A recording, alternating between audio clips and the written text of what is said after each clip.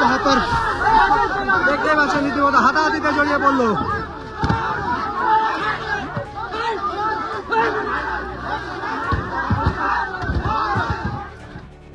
নাগরাকাটায় আক্রান্ত হলেন মালদহ উত্তরের বিজেপি সাংসদ খগেন মুর্মু। এই ঘটনায় তীব্র চাঞ্চল্য ছড়িয়েছে রাজনৈতিক মহলে।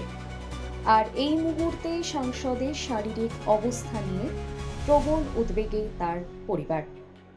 সোমবার সকালে মালদা থেকে শিলিগুড়ির উদ্দেশ্যে রওনা দেন সাংসদের স্ত্রী মঞ্জু কিসকো, ছেলে অনিমেষ মুর্মু সহ পরিবারের সদস্যরা।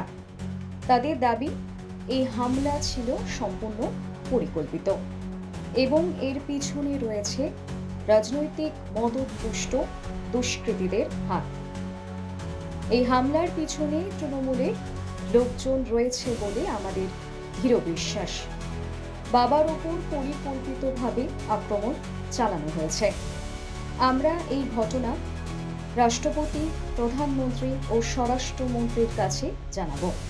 দোষীদের কড়া শাস্তি চাই। এই যে হামলাটা হলো, এটা কি পরিকল্পিত? অবশ্যই পরিকল্পিত, না হলে কি বলে ওখানে দেখা যাচ্ছে সিভিকের মতো ড্রেস পরে লোকজন কি বলে আক্রমণ করছে। অবশ্যই কি বলে পরিকল্পিত, তৃণমূলের পিছনে আছে। এই ঘটনার পর আপনারা কাকে কমপ্লেন করবেন কোথাও? অবশ্যই দেশের মাননীয় স্বরাষ্ট্রমন্ত্রী অমিত শাহজিকে, মাননীয় প্রধানমন্ত্রীজিকে এবং হলো আমাদের মাননীয় রাষ্ট্রপতি দ্রৌপদী মুর্মুকেও জানাবো। এই আজকে যে মুখ্যমন্ত্রী গেল, তার আগে হামলা, এটাকে কি মনে হচ্ছে? পুরো পরিকল্পিত।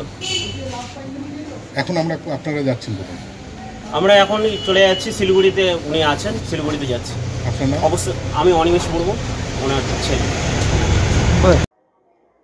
মঞ্জু কিসকো, সাংসদের স্ত্রী, বলেছেন, সংসদের শারীরিক অবস্থা নিয়ে আমরা খুবই উদ্বিগ্ন। ওর সঙ্গে এখন থাকাটা সবচেয়ে জরুরি। যেভাবে আক্রমণ হয়েছে তা ভীষণই ভয়াবহ। এই ঘটনার নিন্দায় মুখর বিরোধী শিবির। ইতিমধ্যেই বিজেপির শীর্ষ নেতৃত্ব ঘটনার রিপোর্ট তলব করেছে।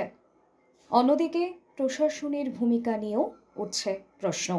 কিছুক্ষণ আগেই জানতে পারলাম, আমি কথা বলতে চাইছিলাম, হসপিটালে ভর্তি হচ্ছে, কথাই বলতে পারলো না আমার সঙ্গে, কথাই বলতে পারলো না। এটা বারকে এই টিএমসি আর কি, এটা বারকে চক্রান্ত করে মমতা ব্যানার্জির আর কি গুন্ডা এরকম চক্রান্ত করে মারার চেষ্টা করছে, খুন করার চেষ্টা করছে। নাহলে এরা বন্যার জল দেখতে গেছে, এরা মানুষ আর কি সাধারণ মানুষকে দেখতে গেছে। এটা তো ওরা তো লড়াই করতে তো যায়নি। এটা এখন কি করবে, কি ভাবছেন? এটা আমরা করব, আমরা ডায়েরি করব।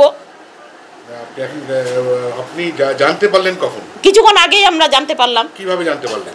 আমরা ফোনের মাধ্যমে, অন্যরা মোবাইলে দেখছে, ফেসবুকে দেখছে, অন্যরা সংবাদ মাধ্যমে। আপনার স্বামী এখন কেমন আছে? কেমন আছে এখন? রক্তপাত বেরাচ্ছে এখন। আমি কথা হয়নি, কথা হয়েছে না, কথা হয়নি, কথা বলতে পারছেন না। এখান থেকে এখন কি করবেন আপনারা? এখন আমরা যাব। কোথায় যাবেন এখন? এখন দেখতে যাব, হসপিটালে যাব। আপনাকে আজকে এখনই যাচ্ছেন? এখনই যাচ্ছি। এখনো অবধি দলের থেকে কারো কেউ এসে যোগাযোগ করেছে বা? হ্যাঁ, কিছুজন আর কি যোগাযোগ করেছে। আপনার নাম? আমার নাম মঞ্জু কিসকো। এটা ঘটনা ঘটাইছে, এটা টিএমসি মমতা ব্যানার্জির জনগণ, এটা প্ল্যান মাফিক করা হয়েছে। নাহলে এরা বন্যা দেখতে গিয়েছে আর ওখানে আর কি রাস্তার মধ্যে এরকম করে ইট পাটকেল ফেলছে, মারছে। দেখলাম টিভিতেই দেখলাম রক্তপাত ঝরছে, শুয়ে আছে হসপিটালে। ওখানে বন্যা আর কি দেখতে গেছিলেন। কাকে জানাবেন? আমরা অমিত শাহকে জানাবো, প্রধানমন্ত্রীকেও জানাবো। ফোনে কথা হয়নি, কথা বলতে পারেননি। সকালে কথা হয়েছে? সকালে কথা হয়েছে, আমি কথা বলার চেষ্টা করছিলাম, কথা বলেনি।